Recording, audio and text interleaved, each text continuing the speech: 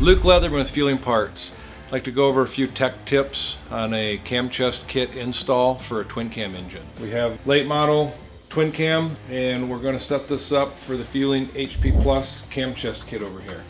So we've got the oil pump, cam plate, camshafts. We've got a late model engine here. First and foremost, first thing that you want to do is check the crankshaft run out. You can use our 9015 tool. Makes it quick and easy to check the run out. But first and foremost, you're going to want to make sure at the end of the pinion shaft right here is nice and clean. You can use like an 800, 500 grit, something like that, really fine sandpaper or Scotch-Brite. I recommend getting the sandpaper or Scotch-Brite, hit it in the solvent tank so that you're doing it wet. But you want to just ensure that this is nice and clean so that you're getting an accurate measurement. When you rotate the engine over, a little trick that we have is we always put the pinion bolt in. Makes it real easy to spin the engine over. Check your crankshaft run out. We have our crankshaft run out tool, part number 9015. This is going to hard mount right up to the engine case. One thing you can see here is we have our pinion bolt already into the end of the crankshaft. That's a little tech tip that we use so that way you don't have to monkey around with the rear wheel trying to rotate the engine over. So we got the bolt in there. I'm just going to give this thing a couple turns. The crankshaft run out on this engine is pretty much toast. We're looking at about a 7/1000 run out. When checking the crankshaft run out, one thing that you want to do, you want to add to your measurement that you're getting here is we want to pick up on the end of the crankshaft, just on the tip. A little light pickup, and this is going to pick up and give you the reading of how much play that you have in the bearings, and give you, the initial flex. But I want to touch base on the boss here. We get a lot of questions, emails, phone calls on this. This is an A engine, and it's a late model. It's a boss, but it's not a through hole. And what this would be is if this was a B engine, this would be a through hole, and that's the main oil passage port that feeds the balance shaft tensioner. So on the A engines, you have the option to plug the cam plate. And it would be this port right here that has the threaded holes in it. We include a pipe plug to screw in there.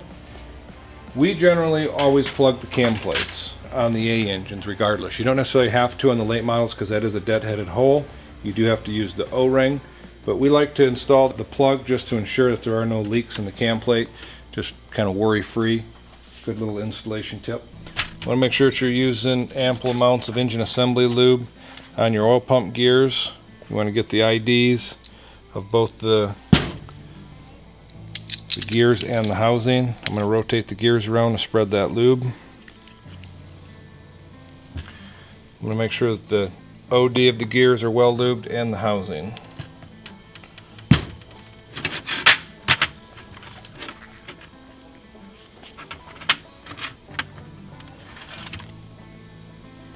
Make sure your O-ring's in place. So this is the scavenged set of gears. We have the dowel pins and the O-ring. Ready for a separator plate. Something else I kind of like to do is just take an oil squirt can, and we're going to fill up the cavities of the oil pump with a little bit of oil. Lube up the separator plate. Now we're ready to put the pressure housing on. Make sure your O-ring's in place.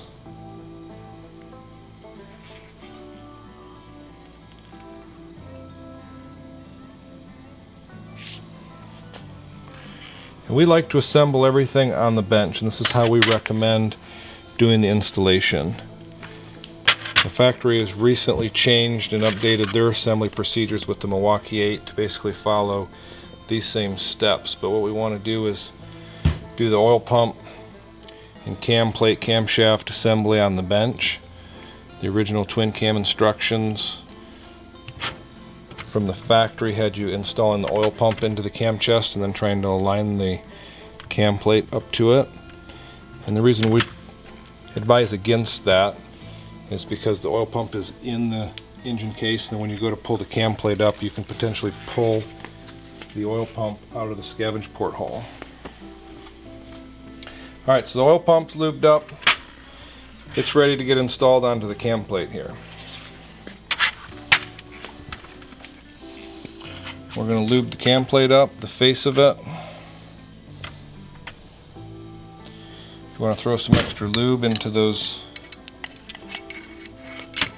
cavities. Tech tip when it comes to the Feuling components, we do not advise of using Loctite on the oil pump and cam plate bolts.